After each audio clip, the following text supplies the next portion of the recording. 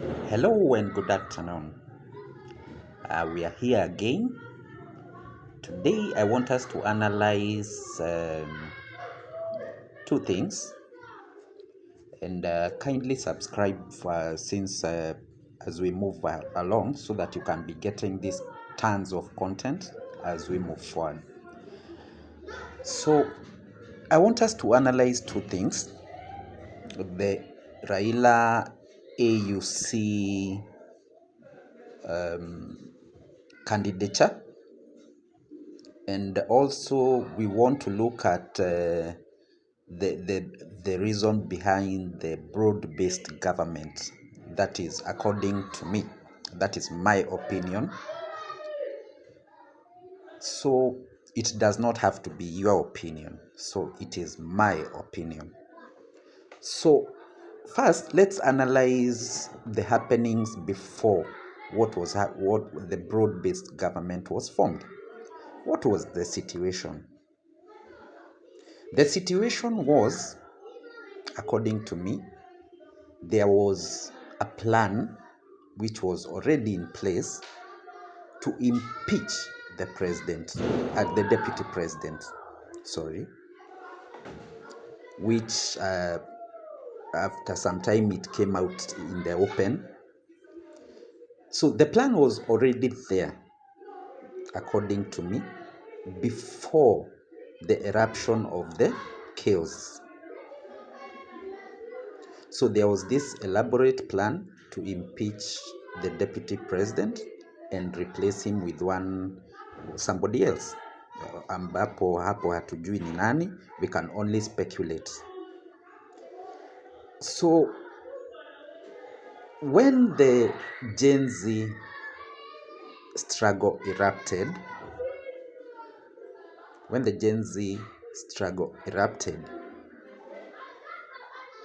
remember, like I'm saying, the plan to impeach the deputy president was already there. So when the struggle erupted, it was very easy to connect the struggle with the DP. After all, his impeachment was gathering pace. So it was very easy to see, why is there an eruption of chaos? It was very easy to blame it on the deputy president. So that is why we saw, when the chaos erupted during the parliament occupation, all that period, we saw the NIS connect the chaos to the deputy president. And we saw the deputy president coming out very loud in Mombasa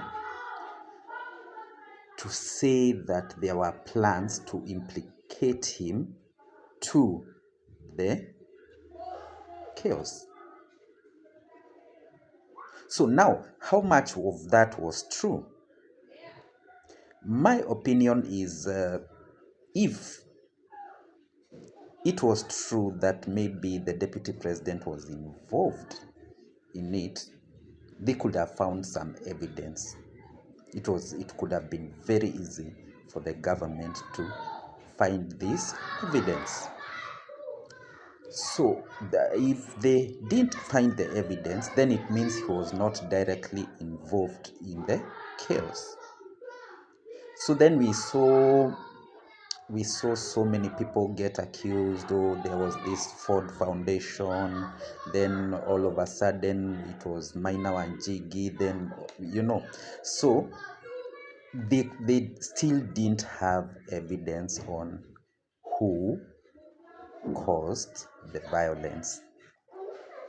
Anyways, moving forward, I kept on asking myself so many questions, like, if there was nobody behind the chaos, How come it looked so organized? How come it looked so organized?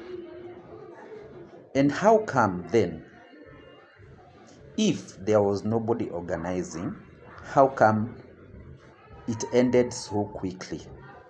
So quickly, like it had begun. Because if it was a mass-led movement, it could be going on even today. After all, then you cannot control a million people who are thinking the same. Anyway, moving forward, I want to bring you to a situation whereby now we are back at the AUC now. Now, the AUC and Raila's candidature came as a surprise as much to him because if you look at his statement during his acceptance, he said that he was not even sure the government would support him. He was not sure that the government would sanction his candidature. So he was not aware if the government would support him. And you can go back to the clip where he had a press conference and he said the same. So if Raila was not going to be sanctioned by the government, then it would mean he was not going to run. But shock on him, the government supported him. But the support came at a cost. At a cost. So the cost of the support was the helping to end the chaos, the Gen Z protest, because as we well know, most of the supporters of Raila are the ones who are on the street. So when Raila called for dialogue, the Gen Z struggle ended. Hence, the Gen Z have been very bitter and calling Raila a betrayer. My opinion is that peace is better than chaos. So, moving forward, now Raila found himself in a dilemma, and we should not blame him, because if he was not going to stop this chaos, then he was not going to get endorsement to the AUC. So he came up with a backup plan. You have my people in government, but I still maintain my party as ODM. In case you double cross me, I'm going to go back to the streets. That may be what informed the four ministerial appointments to resign as party leaders, although the constitution also supports the same. So my opinion is Raila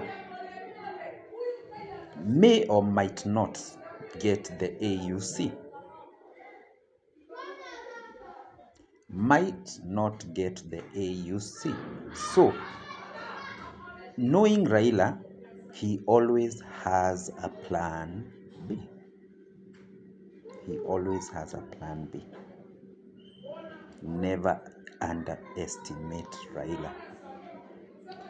So, if in the event that Raila doesn't get the AUC, which many people on platforms everywhere are saying that it's an uphill climb, seeing that the francophone countries are well over 28, I guess, if I'm not wrong, and also by Kenya's affiliation to the West, that is the US directly. Actually, let us not even put the West, but to the US. So there are some countries who might not vote for Kenya by that fact alone. And those are, let's say, the BRICS associated countries. They might not vote, because a vote for Kenya would mean a vote for the US to control the EUC. So it's an uphill climb, and Raila knows the same. So he's 1 foot in and 1 foot outside. But now he has a challenge, because coming back to politics might be very hard. He will not garner the same clout. So what will Raila do? What options does he have? He will not, in the event that he loses the AUC, in the event that he loses the AUC, he will never, ever, ever deputize the president, President Ruto. He will never. He's a senior, he's been the Ruto's boss, so he will feel that is not the way forward. So what can he do? Can he support Kalonzo?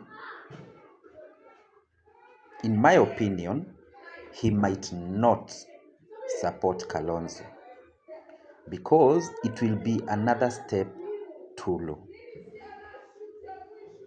Will he run again with Kalonzo ticket? I guess not, because that ticket will be dead on arrival. But can he run on a ticket that has a Gachagwa in it? Can he run with a ticket on a Gachagwa in it? That is the question to ask yourself. And please comment in the comment section and help us decipher this politics, this Kenyan politics. Ciao.